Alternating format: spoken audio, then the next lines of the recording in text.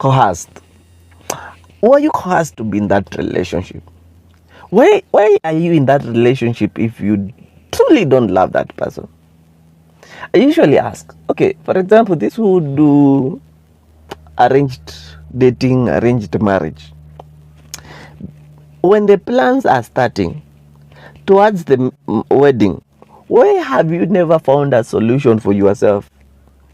It's not a must to be in that family. You can start your own family somewhere else.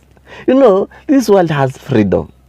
And there is nowhere I have ever read in the Constitution that there are rights for arranged marriage, arranged dating. So you being coerced to be with someone, it's partly your will. Because no one is forcing you to be there. It's just that the condition that you have been given, they are suiting you.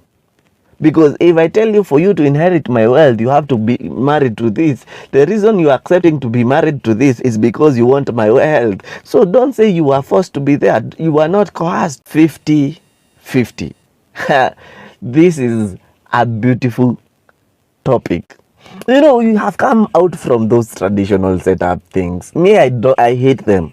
As men do this, women do this. No. Me, I'm that type of people who, you are good in cooking, cook, I will wash the dishes. I'm good in cooking, I'll cook, you wash the dishes.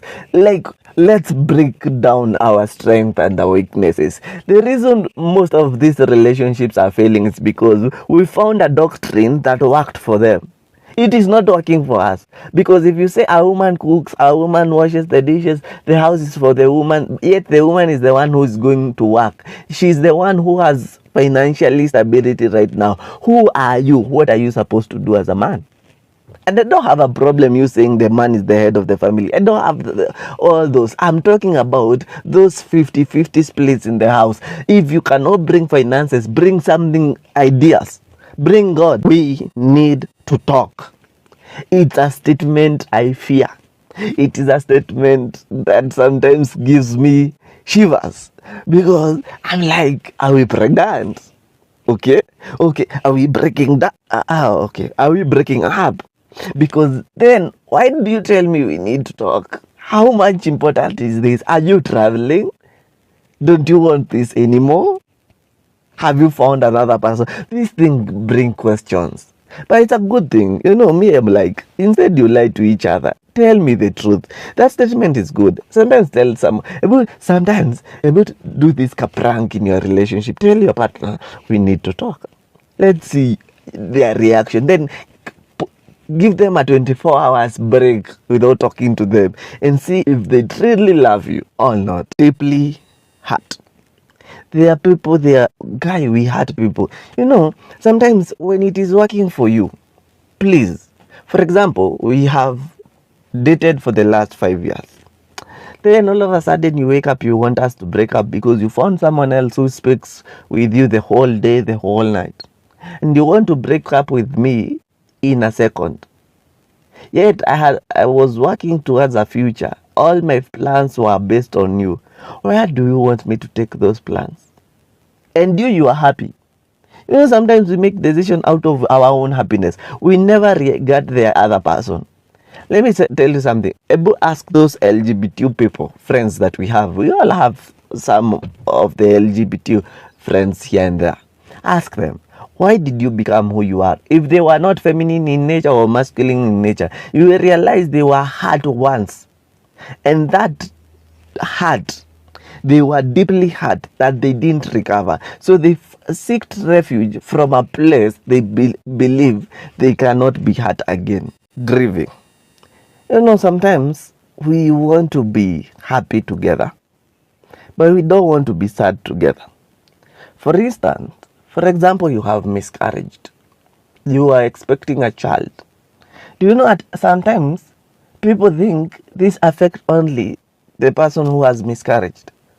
Do you know there was a man who need also that therapy because they were anticipating for something. They were preparing for something. That loss, as much as physicality did not affect us, it also affects us emotionally and mentally mostly, and even spiritually sometimes, because sometimes we end up blaming God because of some things. Sometimes grieving, we need, as much as you want me to to be there for you.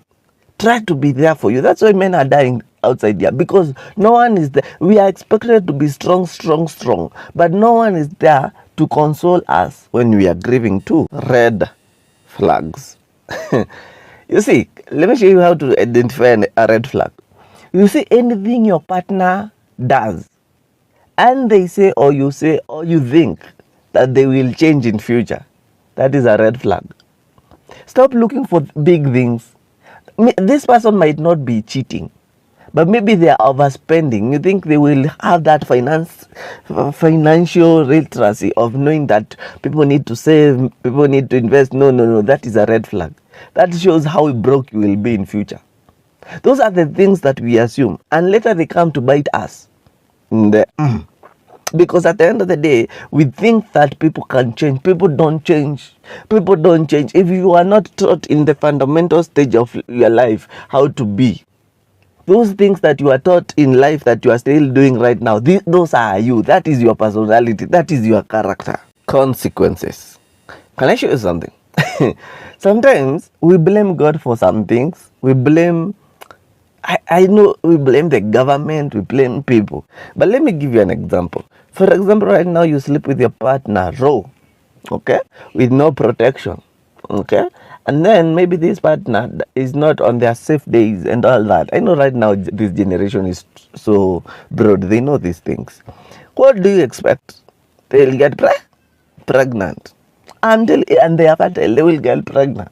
Now you come here and start saying, oh, when God blesses someone, he gives that person's the child come with this plate. No, that is a consequence of your doing.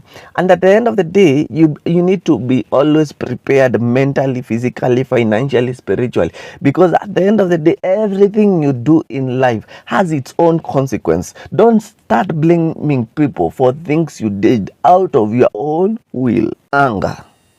You know, the fruit of anger, the fruits that anger brings, they are very devastating. I'm telling you the truth. Never want to reach a place that you're angry. But do you know, anger is usually triggered by stupid things. Those things that you harbor in your heart. When I wronged you today, you want to tell me 1 year after this. When the closet has filled up, your heart closet of things. Why do you not communicate your issues before? There are times that you feel that you want to be vulnerable. You don't speak at that time. You want to speak another time when things have piled up.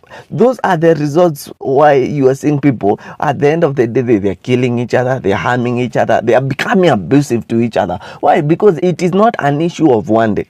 It is accumulative things that you have harbored inside you. Now they are coming out. That is the result of anger. Anger that have come due to many things, not that thing that you have done at that time. Jealousy. I tell you, fear and insecurity. Why? Can I ask you a question? Why are you dating someone you have fear about them leaving? Why don't you just be friends? If you don't believe that you are enough to them, why are you still there?